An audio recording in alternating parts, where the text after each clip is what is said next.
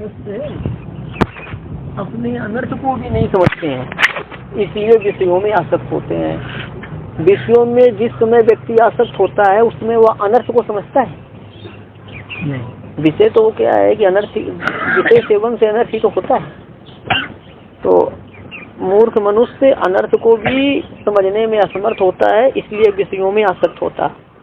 और बुद्धिमान अनर्थ को समझने में समर्थ है, इसलिए विषयों में आसक्त नहीं होता। इस बात को कहा जाता है। पराचः कामान अनुयन्ति बालास्ते मृत्योः यन्ति विदितस्य पासम् अथ धीरा अमृतत्वं विदित्वा ध्रुवम् अध्रुवेष्वि न प्रार्थयन्ते। पराचः कामान अनुयन्ति बालास्ते मृत्योः यन्ति विदितस्य पासम् अथ धीरा अमृतत्वं विदित्वा ध्रुवम् अध्रुवेष्वि न प्रार्थयन्ते। पराचः कामान अनुयन्ति बालाः ते मृत्योः यन्ति विदितस्य पासम् अथ धीराः अमृतत्वं विदित्वा ध्रुवम् अध्रुवेषु इह न प्रार्थयन्ते। अन्वय देखेंगे। बालाः पराचः कामान अनुयन्ति, बालाः पराचः कामान अनुयन्ति ते विदितस्य मृत्योः पासं यन्ति, ते विदितस्य मृत्योः पासं यन्ति अथ धीरः अमृतत्वं विदित्वा, अथ धीराः अमृतत्वं ध्रुवं विदित्वा, अमृतत्वं ध्रुवं विदित्वा इह अध्रुवेषु न प्रार्थयन्ते, इह अध्रुवेषु न प्रार्थयन्ते। बालः का अर्थ मूर्ख, बाल का क्या अर्थ होता है? तो विद्वान किसी को कहे तुम अभी बालक हो, बच्चे हो, तो क्या अर्थ हो जाएगा? मूर्ख। तो सीधे साधे भी बालक कहते हैं ना, सीधे साधे स्वभाव वाले भी बालक कहते हैं, मूर्ख को भी बालक कहते हैं। बच्चा है मतलब अभी ऐसे कुछ जानते नहीं होगा। तो बालः का अर्थ है यहाँ पर मूर्ख या अल्प बुद्धि वाले मनुष्य।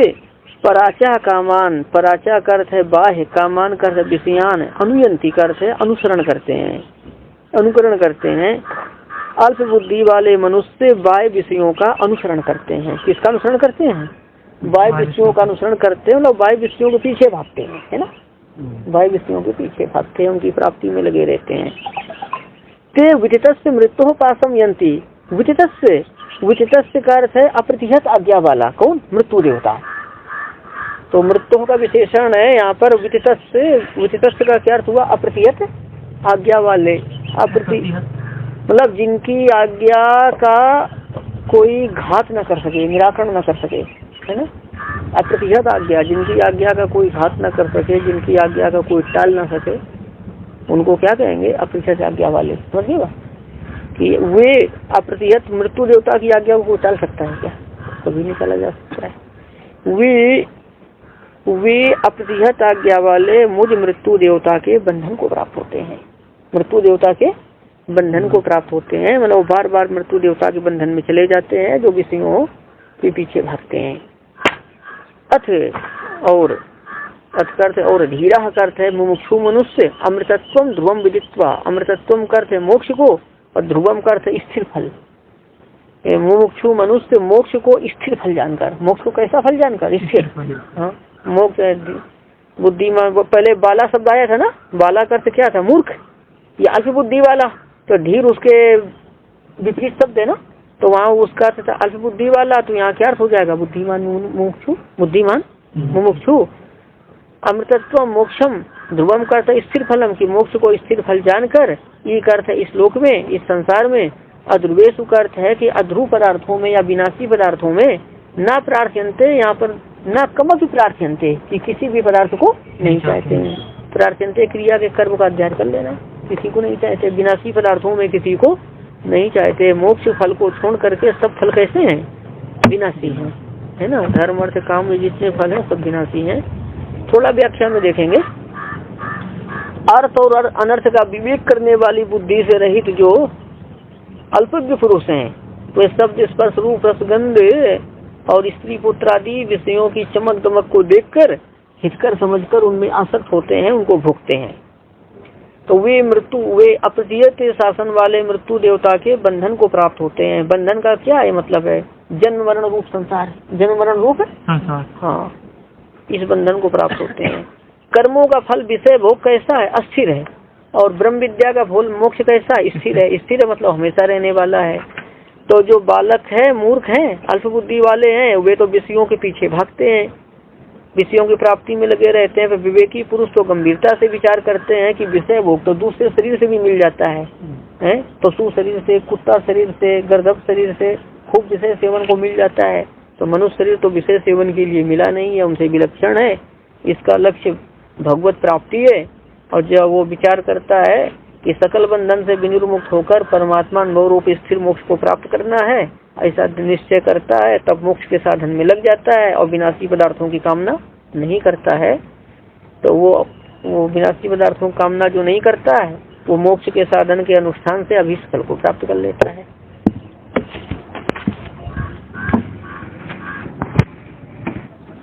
पराचः कामान् अनुयन्ति बालास्ते मृत्योर्यन्ति विदितस्य पासम् अथ धीरा अमृतत्वं विदित्वा ध्रुवम् अध्रुवेषु इह न प्रार्थयन्ते।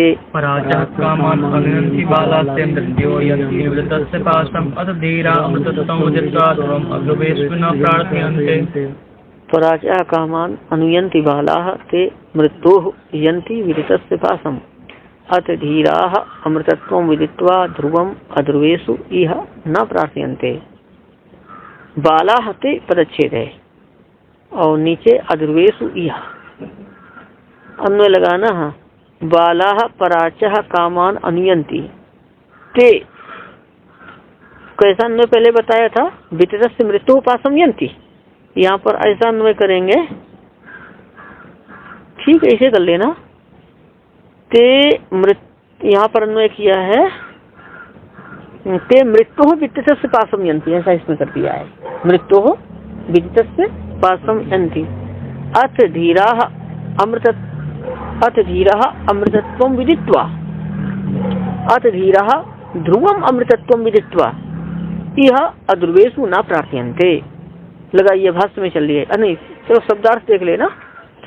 शब्दार्थ क्या है कि बाला मतलब अल्प बुद्धि वाले मनुष्य, पराचा का अर्थ बाह्यान कि बाह्य विषयों को, कामान का अर्थ विषयान कि बाह्य विषयों का ही अनुसरण करते हैं। इस भाष्य के अनुसार क्या अर्थ होगा कि बाह्य विषयों को ही जानते हैं, बाह्य विषयों को ही जानते हैं। हाँ, ऐसा इन्होंने अर्थ किया है।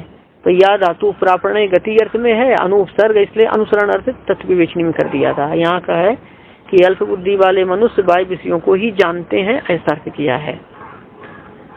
और हाँ, अब देखिए, ते का अर्थ हुए अल्प बुद्धि वाले मनुष्य मृत्यु देवता के, विदितस्य का अर्थ है यहाँ पर के विष की संसार, और पासम का अर्थ बंधन, वो मृत्यु देवता के संसार के बंधन को प्राप्त करते हैं। और धीर मनुष्य ध्रुव अमृत को जानकर इस संसार में अध्रुव को नहीं चाहते हैं। भाष्य में यहाँ अर्थ किया है, बाला का अर्थ किया है अल्प प्रज्ञा, है ना, अल्प बुद्धि वाले मनुष्य, अल्प प्रज्ञा वाले मनुष्य। पराचा का अर्थ है बाह्यान और कामान का अर्थ है काम्यमानान विषयान, मतलब जिनकी कामना की, काम्यमानान विषयान का अर्थ है कि कामना के विषय या अभीष्ट विषय। अल्प बुद्धि वाले मनुष्य बाह्य अभीष्ट विषयों को ही जानते हैं, बाह्य अभीष्ट विषयों को ही जानते हैं। हाँ, उनको तो अध्यात्म से कोई मतलब नहीं, परमात्मा से कोई मतलब नहीं, संसार की बहुत जानकारी रहती विषयों की उनको। यहाँ पर अल्प बुद्धि वाले मनुष्य बाह्य सांसारिक विषयों को ही जानते हैं। काम्यमानन का अभीष्टान, बाह्य अभीष्ट सांसारिक विषयों को जानते हैं। ते मृत्यु यंत्र विदितस्य पासम, ते मृत्यु का मतलब है मृत्यु देवता के। और यहाँ पर विदितस्य का अर्थ है ते मृत्यु विदितस्य पासम यंति। यहाँ विदितस्य का अर्थ किया विस्तीर्ण से, विदितस्य का अर्थ विस्तीर्ण से संसार से, और पासम का अर्थ बंधनम। तो वे मृत्यु देवता के विशाल संसार के बंधन को प्राप्त करते हैं। यहाँ विस्तृत का अर्थ क्या है, विस्तीर्ण संसार, मृत्यु देवता के फैले हुए संसार के बंधन को प्राप्त करते हैं, विस्तृत संसार के बंधन को प्राप्त करते हैं। यदवा, यदवा का अथवा दूसरा अर्थ ऐसा करते हैं, विदितस्य का अर्थ है सर्वत्र अप्रतिहत आज्ञा से, अप्रतिहता आज्ञा, अप्रतिहता आज्ञा यस्य गोबरी कर देंगे तो अप्रतिहत आज्ञा बन जाएगा कि वे अप्रतिहत आज्ञा वाले मुझ मृत्यु देवता के। विस्तृत का क्या अर्थ है दूसरा, सर्वत्र अप्रतिहत आज्ञा वाले, उनकी आज्ञा का सभी स्थानों पर अप्रतिहत आज्ञा वाले, किसी भी स्थान पर उनकी आज्ञा का कोई ठुकरा नहीं सकता है, कि अप्रतिहत आज्ञा वाले मुझ मृत्यु देवता के पास को प्राप्त करते हैं, मतलब बंधन को प्राप्त करते हैं। अत धीरा अमृतत्व विदित्वा ध्रुवम अध्रुवेशु न प्रार्थयन्ते। अत शब्दा प्रकृति विषयांतर परिग्रह, अत शब्द प्रासंगिक विषयांतर के ग्रहण में है। प्रकृति से विषयांतर के ग्रहण में, प्रकृति का मतलब जो प्रकरण चल रहा था ना, जो प्रसंग है, मतलब पहली लाइन में जो प्रकरण है उसकी प्रकृति की अपेक्षा विषयांतर के ग्रहण में। तो देखो वहाँ पर किसका है, बाला का है ना, मतलब अल्पबुद्धि वाले का कथन है, यहाँ धीरा कर से बुद्धिमान का कथन है, तो अर्थांतर हो गया ना। अत शब्द प्रकृति की अपेक्षा विषयांतर के ग्रहण में है, लग गया। यहाँ धीरा का अर्थ करते हैं धीमंता।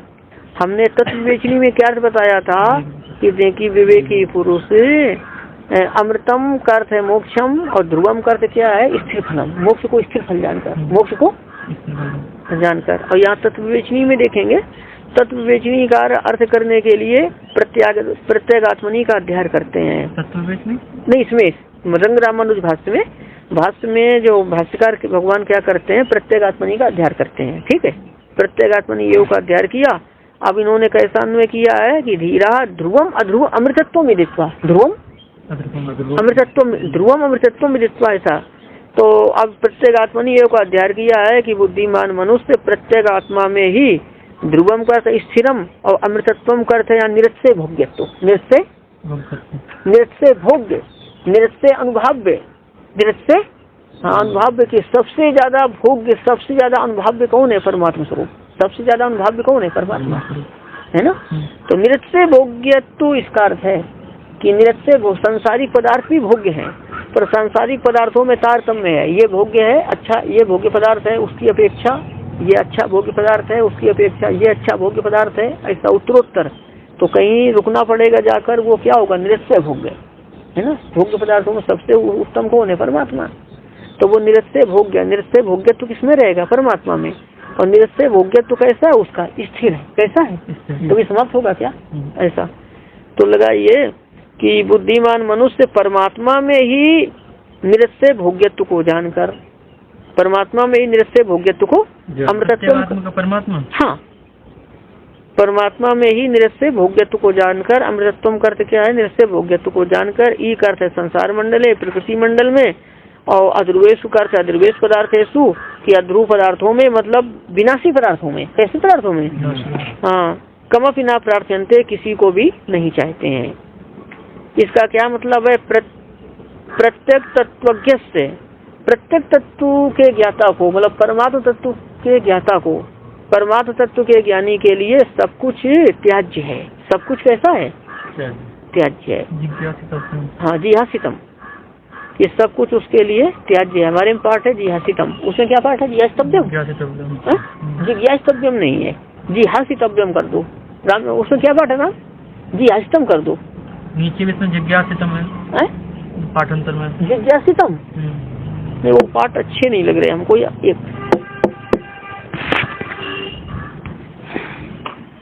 यहाँ ऐसा बता रहे हैं,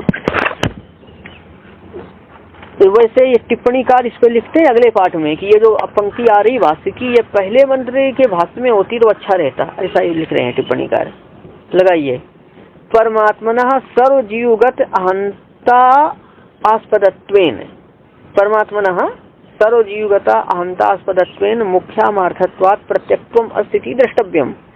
देखो आप ये जानते हैं कि प्रत्येक आत्मा से अपने आत्म स्वरूप को लेते हैं, जीवात्म स्वरूप को, ये बात प्रसिद्ध है ना।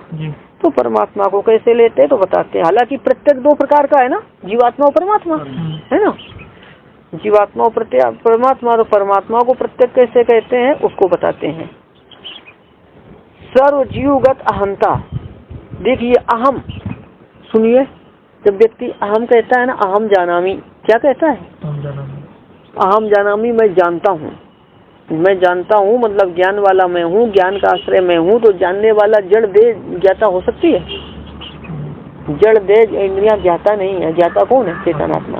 ज्ञाता कौन है, चेतन आत्मा। तो अहम जानामी, यहाँ अहम पद का क्या अर्थ है, बोलो, आत्मा अर्थ है ना। अब बताइए अहम गच्छामी, यहाँ पर क्या अर्थ होगा,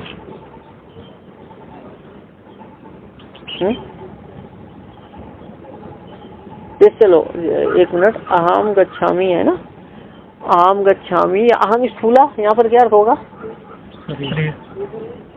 नहीं ऐसा, अच्छा ये बताइए, यहाँ अहम स्थूला में अहम कर दें, शरीर कर दें कि शरीर स्थूल है, तो जैसे सामान्य मनुष्य व्यवहार करते हैं, स्थूलो अहम कृषो अहम, स्थूला अहम कृषा हम सामान्य मनुष्य व्यवहार करते हैं, तो ज्ञानी भी तो ऐसे लोग व्यवहार करते हैं, स्थूला अहम कृषा हम, तुम स्थूला तुम कृषा, तो क्या अर्थ होगा अहम का? बताओ। जब ज्ञानी भी ऐसा व्यवहार करता है तो क्या अर्थ होगा?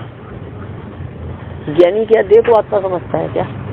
अज्ञानी तो चलो मान लो देह के लिए प्रयोग कर दिया हम शब्द, हम स्थूला हम कृषा, देह के स्थूल होने से अपने को स्थूल मान लिया, देह को कृष होने से अपने कृष मान लिया। ज्ञानी तो ऐसा नहीं करता है ना? करता है ज्ञानी भी, ज्ञानी तो बोलता है लेकिन मानता है क्या वो? मानता नहीं। तो फिर ध्यान देना, अहम स्थूलता करते है स्थूलता आश्रय, स्थूलता का आश्रय देह वाला, स्थूलता के आश्रय देह वाला, ये अहम स्थूला का क्या अर्थ हो जाएगा? स्थूलता के आश्रय देह वाला मैं हूँ या स्थूल देह वाला मैं हूँ, क्या मतलब हुआ? देह वाला मैं हूँ। और अहम कृषा क्या अर्थ है? कृष देह वाला मैं हूँ, तो अहम स्थूला में अहम करते क्या हुआ? बोलो। देह वाला मैं, आत्मा ही अर्थ हुआ। स्थूला का अर्थ हुआ स्थूल देह वाला, और कृषा का अर्थ हुआ कृष देह वाला, और तो अहम का अर्थ क्या हुआ? आत्मा। अर्थ यही है, पर अविवेकी मनुष्य उसको नहीं समझता है, तो देह को है ना पता ही नहीं है। तो जब ज्ञानी भी व्यवहार करे तो ये अर्थ है, ठीक है, ये समझ लेना। ये नहीं सोचना हम कृषा स्थूला, ज्ञानी अज्ञानी ही व्यवहार करते हैं, बात नहीं है। गीता में भगवान ने क्या कहा है? गीता में श्री भगवान हुआ, यही है ना, यही है ना, भगवान के मुख ने कहा, ऐसा नहीं है, भगवान ही बोले कब हुआ होता है। चलिए, तो अब यहाँ पर हम आपको ये बताना चाहते हैं कि अहम पद का अर्थ कौन है? जीवात्मा। अहम पद का अर्थ कौन है? जीवात्मा। यहाँ पर परमात्मा भी अहम पद का अर्थ होता है, बात नहीं है। जब भगवान कहते हैं ना, श्री कृष्ण क्या कहते हैं कि सर्वभूत, बोलो कहीं अहम वाला प्रयोग बताइए जहाँ से गीता में आया हो, भगवान कह रहे हो सर्वस्याहम हृदय सन्निविष्टो, वहाँ आम शब्द सीधे भगवान को कह रहा है, आम शब्द सीधे भगवान को कह रहा है, और आम शब्द जीवात्मा को भी कह रहा है। आम शब्द से भाव में तल प्रत्यय करेंगे तो क्या बन जाएगा? अहंता। तो जब अहम शब्द जीवात्मा को कह रहा है तो अहंता किसमें रहेगी? अहम का दर्वाहंता किसमें रहेगी? जीवात्मा में। और अहंता किसमें रहेगी? सभी जीवों में है। तो लगाइए पंक्ति, सर्व जीवगत अहंता।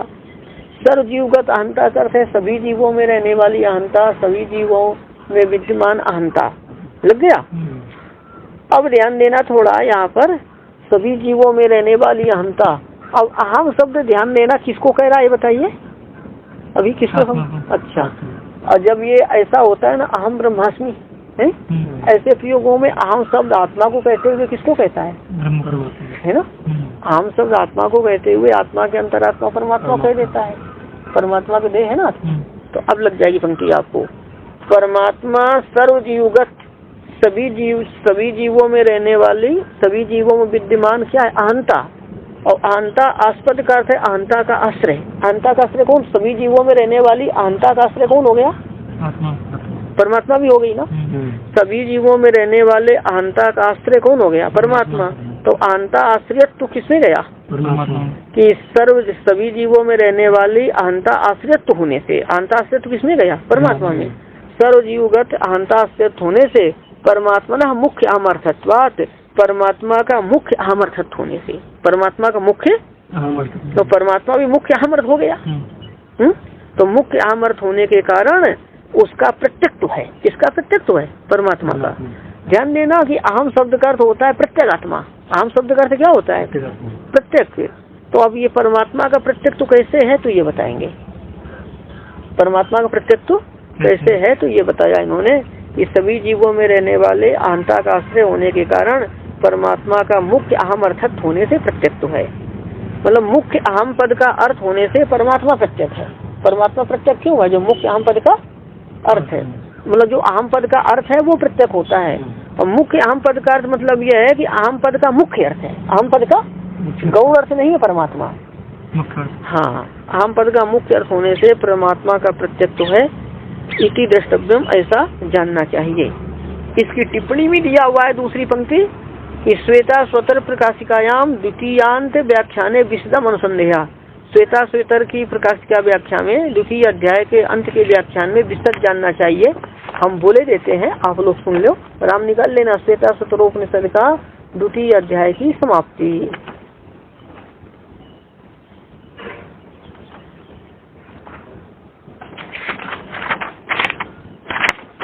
हम आपको सुनाई देते हैं। यहाँ पेज संख्या है 378 मिल गई। तो इसमें जो है ना, अहम इति भासमानत्वम प्रत्यक्त्वम मिल गया। ध्यान देना, अहम इति भासमानम, अहम इस प्रकार प्रकाशित होने वाला या अहम इस प्रकार ज्ञात होने वाले को क्या कहते हैं? प्रत्यक्ष। तो अहम इस प्रकार कौन कौन ज्ञात होता है बोलो? आत्मा। तो दोनों प्रत्यक्ष हो गए, बहुत बढ़िया लक्षण है। अहम इति भासमानत्वम प्रत्यक्त्वम, अहम इस प्रकार ज्ञात होने वाला। अहम इस प्रकार कौन ज्ञात होगा? जो अहम पद का अर्थ होगा। अहम इस प्रकार कौन ज्ञात होगा? जो अहम पद का, तो अहम पद का अर्थ हो गया आत्मा। अहम इस प्रकार ज्ञात होने वाले को क्या कहते हैं? प्रत्यक्ष। सर्वेषां प्रबुद्धा नाम वामदेवादी नाम आत्मनाम अहम इति प्रतीतो परमात्मनो भी भासमानतया। जो वामदेवादी जितने ज्ञानी हुए हैं ना, उपनिषदों में वामदेव का नाम आता है। वामदेव को गर्भ में ही ज्ञान हो गया। कहाँ ज्ञान हो गया? गर्भ में ज्ञान हो गया। गर्भ में उनको परमात्मा का साक्षात्कार हो गया। तो उनको सर्वात्मा ब्रह्म का साक्षात्कार हुआ। तब तदैतद पश्चन ऋषि वामदेवा प्रतिपेदे, ऐसा ऋग्वेद कहता है। तदैतद पश्चन ऋषि वामदेवा प्रतिपेदे अहम मनुरभवम सूर्यस्या। जब गर्भ में ही परमात्मा का साक्षात्कार हो गया वामदेव को, तो उन्होंने क्या कहा? उनका क्या कैसे अनुभव हुआ उनको? अहम मनुरभवम सूर्यस्या, कि मैं ही मनु हुआ और मैं ही क्या हुआ? गर्भ में तो सभी को ज्ञान हो जाता है ना। साक्षात्कार परमात्मा का नहीं होता है सबको। साक्षात्कार हो जाए तब तो मुक्ति हो जाएगी, अविद्या निवृत्त हो जाएगी, बंधन हट जाएगा। ज्ञान होता है परमात्मा, विवेक होता है गर्भ में। गर्भ में बहुत ज्यादा यातना भोगता है तो उसको कई भगवान की कृपा से कई जन्मों की स्मृति हो जाती है। जो जो कुछ किया है सब सामने उपस्थित हो जाता है। जितना पाप पुण्य किया है वो जानता है, सब बंधन के लिए ही हमने कर्म किए हैं, संसार से छूटने को कोई कर्म नहीं किया। भगवान से प्रार्थना करता है, इस बार इसको नरक कुंड से निकाल दो, मैं जाकर भजन करूंगा। भगवान उसको बाहर कर देते हैं, दयालु भगवान यहाँ फिर फंसता है। तो कहना क्या चाहता हूँ मैं कि गर्भ में विवेक तो होता है, ज्ञान होता है, लेकिन परमात्मा साक्षात्कार नहीं होता है ना। परमात्मा ज्ञान नहीं होता है, परमात्मा का प्रत्यक्ष ज्ञान हुआ। तो अहम मनुरभवम सूर्यस्या, क्या उन्होंने कहा? अहम मनुरभवम सूर्यस्या। इसका क्या मतलब है? आम का अर्थ है कि मेरा अंतरात्मा। क्या अर्थ हुआ? और मनु का अर्थ है मनु का अंतरात्मा हुआ। मेरा अंतरात्मा मनु का अंतरात्मा, सर्वात्मा ब्रह्म का इसी रूप में साक्षात्कार हुआ कि मेरा अंतरात्मा ब्रह्म मनु का साक्षात्कार है। क्या मेरा अंतरात्मा ब्रह्म मनु का अंतरात्मा है और वही सूर्य का अंतरात्मा है। वही किसका अंतरात्मा है? अहम मनुरभवम सूर्यस्या। तो अब ये ध्यान देना कि वामदेवादी सभी ज्ञानी, सर्वेषां प्रबुद्धा नाम वामदेवादी नाम आत्मनाम, वामदेवादी सभी प्रबुद्ध आत्माओं को अहम, वामदेवादी सभी प्रबुद्ध आत्माओं की क्या होगी? प्रतीति, मतलब ज्ञान। कैसा ज्ञान? अहम इति प्रतीतो। मिला राम कि वामदेवादी सभी ज्ञानियों का अहम इस प्रतीति में, अहम इस प्रकार ज्ञान में, अहम इस प्रकार ज्ञान में परमात्मनो अपि भासमानतया, की परमात्मा का भी प्रकाशित होने से या परमात्मा भी प्रकाशित होने से। परमात्मा किस प्रकार ज्ञात हुआ उनको? अहम इस प्रकार, अहम इस प्रतीति में या अहम ऐसी प्रतीति होने पर, अहम ऐसी प्रतीति होने पर परमात्मा को भी ज्ञात होने के कारण तस्य का अर्थ है कि परमात्मा का सर्वम प्रति प्रत्यक्ष, परमात्मा का सबके प्रति प्रत्यक्ष है। वो परमात्मा सबके प्रति प्रत्यक्ष है। तो परमात्मा सबके प्रति प्रत्यक्ष होने के कारण, प्रत्यक्ष होने के कारण मतलब सबके प्रति प्रत्यक्ष होने के कारण, सबके प्रति अहम ऐसा प्रकाशित होने के कारण, या सबको अहम ऐसा ज्ञात होने के कारण परमात्मा का सबके प्रति आत्मत्व संभव होता है, या परमात्मा सबका आत्मा संभव होता है। लग जाएगा। एक पंक्ति और है, हम बोले रहते हैं, ना च अस्मद आदि अहम बुद्धो परमात्मनो अभानात। ये सामान्य लोगों के लिए है। अस्मद आदि के हम सामान्य लोगों की अहम बुद्धि में, हम सामान्य लोगों को अहम बुद्धि होने पर परमात्मा का भान नहीं होता है। तो हम लोगों के प्रति प्रत्यक्ष तो कैसे है परमात्मा का? तो कहते हैं योग दोष प्रसाद भाने अपनी, दोष के कारण परमात्मा का भान नहीं हो रहा है। जिसको अनुभव होगा ना तो हमेशा वो होगा कि दोष के कारण परमात्मा का भान न होने पर भी योग्य तो सत्वेन की योग्यता होने के कारण कोई दोष नहीं है। भान न होने पर भी भान होने की योग्यता हम लोगों में है। ऐसा कहते हैं। तो मतलब चलिए आगे।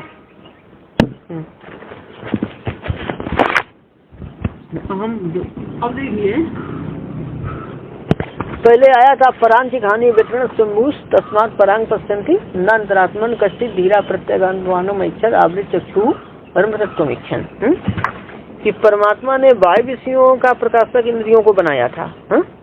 अब इंद्रियां किसके द्वारा अपना कार्य संपन्न करती हैं, तो इसको कहते हैं येन रूपम रसम गंधम शब्दान स्पर्शांश्च मैथुनान एतेनैव विजानाति किमत्र परिशिष्यते एतद् वै तत्। येन रूपम रसं गन्धं शब्दान् स्पर्शांश्च मैथुनान् एतेनैव जानाति किमत्र परिशिष्यते एतद् वै तत्। अब देखो राम जी, एन अन्वय देखना, नीचे की पंक्ति में संधि देख लो पहले। स्पर्शान च क्या है? स्पर्शान च, नीचे एतेन एवा लगाइए, एन एतेन एव, एतेन एव नीचे से लेना, एन एतेन एव रूपम रसम गंधम शब्दान गंधान नहीं, रूपम रसम गंधम शब्दान स्पर्शान च मैथुनान, स्पर्शान च मैथुनान विजानाति अत्र किम परिशिष्यते तत् एतद् वै, तत् एतत् वै लगाइए। इन का अर्थ है कि जिस परमात्मा के द्वारा, जिस परमात्मा के ये, या जिस परमात्मा ने, एन का अर्थ है जिस, और एतेन जिसका प्रसंग किसका चल रहा है, एन एतेन है ना, तो प्रसंग किसका चल रहा है? परमात्मा को ही चल रहा है ना। चलिए तो जिस वो अमृतत्व तो उसी का माना ना परमात्मा का। हाँ, जिसको चाहते हैं उसी का चल रहा है, जिसको चाहते हैं, प्रसंग तो परमात्मा का है ना भैया।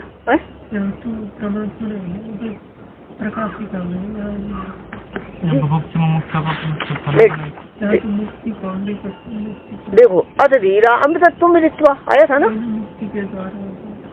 क्या ना? नहीं ध्यान देना, अमृतत्व विदित्वा था ना, अमृतत्व ध्रुवम विदित्वा का अर्थ क्या था? स्थायी निरस्य भोग्यत्व को जानकर।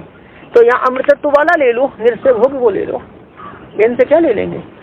निरस्य भोग जो परमात्मा है उसको ले लो। ऐसा ये इस बात को ध्यान रखना, सर्वनाम कभी क्या पूर्व का परामर्शक होता है, तो कभी अव्यवहित पूर्व का परामर्शक होता है, कभी विवहित पूर्व का भी परामर्शक हो जाता है, इतना ध्यान रखना।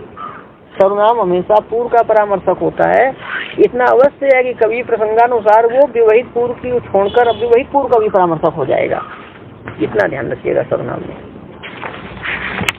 अब देखिए एन का अर्थ है जिस परमात्मा रूप साधन से, या जिस नहीं, हाँ एन एतेन, एन का अर्थ है जिस, एतेन का अर्थ है परमात्मा रूप साधन से, जिस परमात्मा रूप साधन से अथवा जिस परमात्मा के द्वारा, ये मतलब ही जिस परमात्मा के द्वारा ही रूप रस गंध शब्द स्पर्श और मैथुनान, मैथुनान का अर्थ है यहाँ पर स्त्री सुख है ना, स्त्री सुख को जानता है।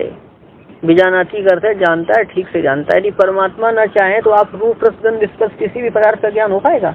नहीं। तो ज्ञान का पदार्थ प्रधान साधन तो परमात्मा ही है ना, उससे प्रधान साधन परमात्मा ही है, नहीं तो कुछ भी नहीं समझ सकते हैं।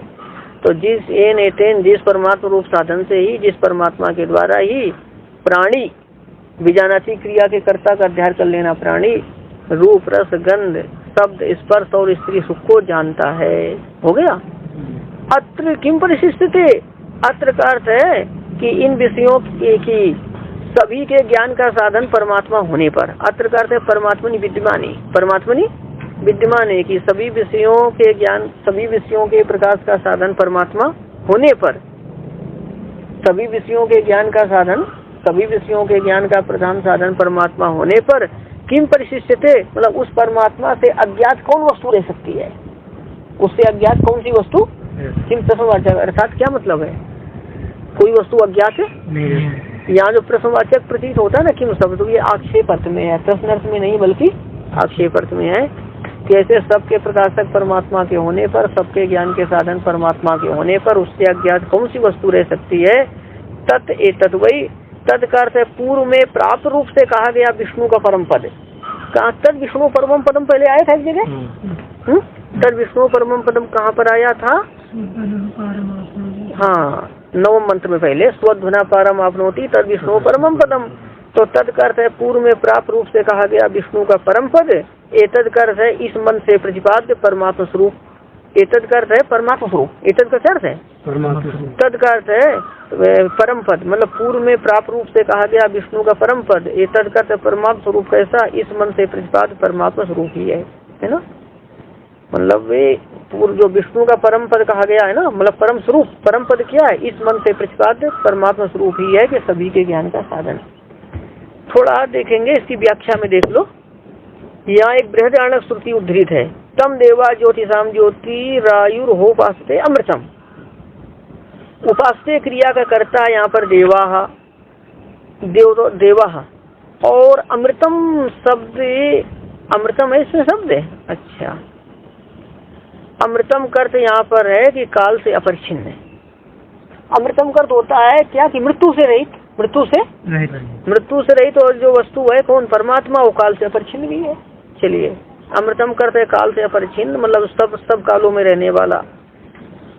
और ज्योतिषाम ज्योति है ना मंत्र में, ज्योतिषाम ज्योति करते ज्योतियों की ज्योति, मतलब प्रकाशक का भी प्रकाशक। प्रकाशक कौन है? प्रकाशकत्व लोक में प्रसिद्ध कौन है? इंद्रियां। प्रकाशकत्व का अर्थ ज्ञान साधनत्व। प्रकाशकत्व का क्या अर्थ है? ज्ञान साधन। तो प्रकाशकत्व या ज्ञान साधनत्व लोक में क्या प्रसिद्ध है? इंद्रियां। तो यहाँ पर ज्योतिषाम ज्योति का अर्थ है प्रकाशक की प्रकाशक, मतलब प्रकाशक इंद्रियों का भी प्रकाशक। प्रकाशक इंद्रियों का भी, हाँ, प्रकाशक इंद्रियों का भी प्रकाशक है। तो लगाइए यहाँ पर कि काल से परिच्छिन्न प्रकाशक इंद्रियों का भी प्रकाशक। तम करते उस परमात्मा की देवा उपासते, देवता उपासना करते हैं। आयु करते कि परमात्मा को आयु कहा है। आयु करते है कि सभी प्राणियों के प्राणन क्रिया का हेतु। सभी प्राणियों के प्राणन क्रिया में श्वास जो चल रही है ना, जो श्वास चल रहे हैं तो ये प्राणन क्रिया है। तो प्राणन क्रिया, तो यहाँ आयु करते प्राणन का हेतु। प्राणन सभी प्राणियों के प्राणन का हेतु। प्राणन का हेतु कौन है? परमात्मा है ना। अच्छा, चलिए जी, अब ध्यान देना। तो बृहदारण्यक श्रुति जो उद्धृत है, ये सभी ये इंद्रियों का भी प्रकाशक किसको कहती है? परमात्मा को। तो यदि यहाँ आया ना कि जिस परमात्मा रूप साधन से रूप रस गंध शब्द स्पर्श और स्त्री सुख को जानता है, यदि कोई कहे रूप रस गंध शब्द को तो चक्षु रचना घ्राण और श्रोत्र से जानता है, तो परमात्मा से कैसे जानता है? तो उसका क्या अर्थ उत्तर हुआ कि वो परमात्मा तो इंद्रियों का भी प्रकाशक है। परमात्मा तो इंद्रियों को भी प्रकाशक है। और मतलब क्या है कि मतलब परमात्मा से उपकृत होकर ही इंद्रियां प्रकाश करती हैं। परमात्मा से उपकृत अनुग्रहित होकर इंद्रियां क्या करती हैं? प्रकाश। श्रोत्र से श्रोत्रम मन सो मना आया था ना खेल में कि श्रोत्र को स्रोत है, मन का मन है, मतलब श्रोत्र को अपने कार्य का सामर्थ्य देने वाला है, मन को अपना कार्य करने का सामर्थ्य देने वाला है। अब बृहदारण्यक की एक श्रुति और उद्धृत है, एन इदम सर्वम जानाति। एन करते है जिस परमात्मा से इस सबको जानता है। विजानाति क्रिया के कर्ता जीव का अध्ययन कर लेना, मतलब जिस परमात्मा से अनुग्रहित होकर जीव सबको जानता है। जीव सबको जानता है, तो जिस परमात्मा से अनुग्रहित होकर के, तो प्रधान साधन तो परमात्मा ही हो गया ना ज्ञान का। और ये देखना, तो जिसके द्वारा सबको जानता है उस प्रकाशक परमात्मा के होने पर उससे अज्ञात कोई वस्तु रह सकती है? तो अभी रूप रस गंध शब्द ये सब क्या है कि ज्ञानेंद्रियों के कार्य कहे गए ना। और मैथुनान पद सभी कर्मेंद्रियों का उपलक्षक है कि वो सभी कर्म। हाँ, चलिए आगे ध्यान देना। अन्य धर्माद अन्य धर्माद से क्या पूछा गया था? प्राप्त पूछा गया था। और तद विष्णु परमम पदम इस प्रकार है उत्तर दिया गया। तो तद विष्णु परमम पदम इस प्रकार कहा गया, विष्णु का परम पद इस श्रुति के द्वारा प्रतिपाद्य परमात्मा स्वरूप ही है। तो अन्य धर्माद से जिसको पूछा और तद विष्णु परमम पदम से जो कहा गया, उत्तर दिया गया, वो यह इस मन से प्रतिपाद्य परमात्मा स्वरूप ही है।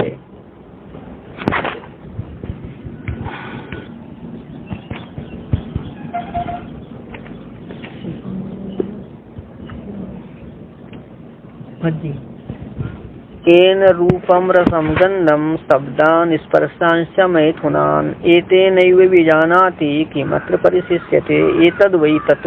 येन रूपम रसम गंधम शब्दान स्पर्शांश मैथुनान एतेनैव विजानाति किमत्र परिशिष्यते एतद् वै तत्। स्पर्शांश यहाँ अनुनासिक कर दिया है। चलिए, एक पक्ष में अनुनासिक, एक पक्ष में अनुसार। स्पर्शांचा नीचे एतेन एव लगाइए, एन एतेन एव रूपम रसम गंधम शब्दान स्पर्शांचा मैथुनान विजानाति अत्र किम परिशिष्यते तद एतद वही। एन एतेन एव जिस परमात्म रूप साधन से ही या जिस परमात्मा के द्वारा ही रूप रस गंध शब्द स्पर्श है और स्त्री सुख को जानता है, अत्र सबके प्रकाशक परमात्मा के होने पर, सबके ज्ञान के साधन परमात्मा के होने पर किम परिशिष्टते उससे अज्ञात कौन सी वस्तु रह सकती है, मतलब कोई कुछ भी वस्तु उससे अज्ञात नहीं रह सकती। सब जान सर्वज्ञ है, सब कुछ जानते हैं वो। ये तद वही तद एतद वही तद कर तद विष्णु परम पदम, इस प्रकार प्राप्त रूप से कहा गया विष्णु का परम पद एतद इस मन से प्रतिपाद्य परमात्मा स्वरूप ही है। लगाइए भाष्य में मैथुनान कर्थ मिथुन निमित्तक, मिथुन कर्थ होता है जोड़ी युगल, जोड़ी के निमित्त से होने वाले सुख विशेषों को, स्त्री संबंध से होने वाले सुख को। एतेन एव विजानाति, अब ध्यान देना, एतेन एव निःशेषम, एन एतेन एव साधनेन विजानाति, निःशेषम करते पूर्णता या ठीक से पूर्णता, एन एतेन एव कि जिस परमात्म रूप साधन से, एतेन करते परमात्मा ना, जिस परमात्म रूप साधन से जानता है, ये अर्थ हुआ। तम देवा ज्योतिषाम ज्योति, कि परमात्मा ज्योतियों की ज्योति, ज्योति मतलब इंद्रिय प्रकाशक, इंद्रियों के प्रकाशक, ज्योतिषाम ज्योति का क्या है, प्रकाशक इंद्रियों के, देवा करते देवता, प्रकाशक इंद्रियों के प्रकाशक, तम करते परमात्मानम, परमात्मा की उपासना करते हैं। इस प्रकार रूपादि के प्रकाशक इंद्रियों का तद अनुग्रहित कर लगाना कि परमात्मा से अनुग्रहित या परमात्मा से उपकृत, परमात्मा से या परमात्मा से सामर्थ्य को पाई हुई, कि परमात्मा से अनुग्रहित रूप आदि के प्रकाशक इंद्रियों का ही कार्य जनकत्व है। कार्य, हाँ, इंद्रियां कार्य की जनक कैसे होंगी, परमात्मा कैसी इंद्रियां कार्य की जनक है, परमात्मा से अनुग्रहित, परमात्मा से कौन अनुग्रहित है, परमात्मा से अनुग्रहित रूप आदि के प्रकाशक इंद्रिया नाम एवं इंद्रियों का ही कार्य जनकत्व है। मतलब ज्ञान इंद्रियों का क्या कार्य है, जानना कार्य है, कर्म इंद्रियों का कर्म करना कार्य है, तो ज्ञान जनकत्व है। अच्छा, इति भावा, तो ज्ञान ही ऊपर सब लिए गए हैं। आगे देखना, अत्र किम परिस्थिति, कि इस ऐसे परमात्मा के होने पर किम तद अप्रकाश्यम किम, उसके द्वारा अप्रकाशित कौन सी वस्तु है, अज्ञात कौन सी वस्तु है, तद वही तत् का अर्थ पूर्व में प्राप्त रूप से कहा गया विष्णु का परम पद, एतद वही अर्थ है, एतद एव वही अर्थ एव, एतद वही अर्थ एतद एव का अर्थ है इस मन से प्रतिपाद्य प्रत्यगात्म स्वरूप ही, इस मन से प्रतिपाद्य प्रत्यगात्म स्वरूप ही है। हाँ, एक और कर लो है।